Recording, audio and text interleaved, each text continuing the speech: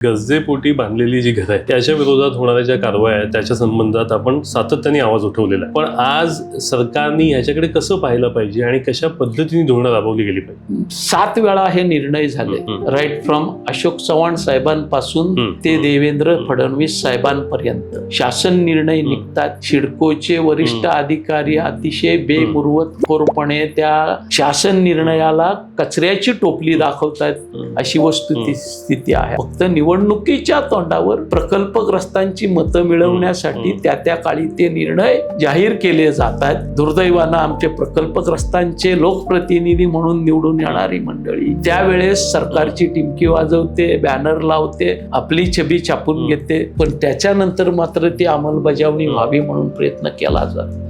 आज 26,000 बांधकामं या 95 गावामध्ये आहेत. जर तुम्ही सगळ्यांनाच इथं येऊन फुकट घरं देताय, कन्सेशनल घरं देताय, तर ज्यांच्या बापजाद्यांच्या जमिनीवर तुमचा हा डॉलारा उभा आहे त्यांना थोडीशी जागा तुम्ही दिली तर त्याच्याने काही बिघडत नाही. अनेक संस्थांना फुकट जागा या ठिकाणी दिल्या जात आहेत. देवस्थानाला जागा देण्याला माझा विरोध नाही, पण त्याच ठिकाणी गव्हाण ग्रामपंचायत महाराष्ट्राचं आराध्य दैवत छत्रपती शिवरायांच्या पुतळ्यासाठी जागा मागते, तर त्याला 5 कोटी रुपये 5,69,00,000 भरा म्हणून बेशरमपणानं सांगितलं जातं. या गोष्टीला माझा विरोध आहे.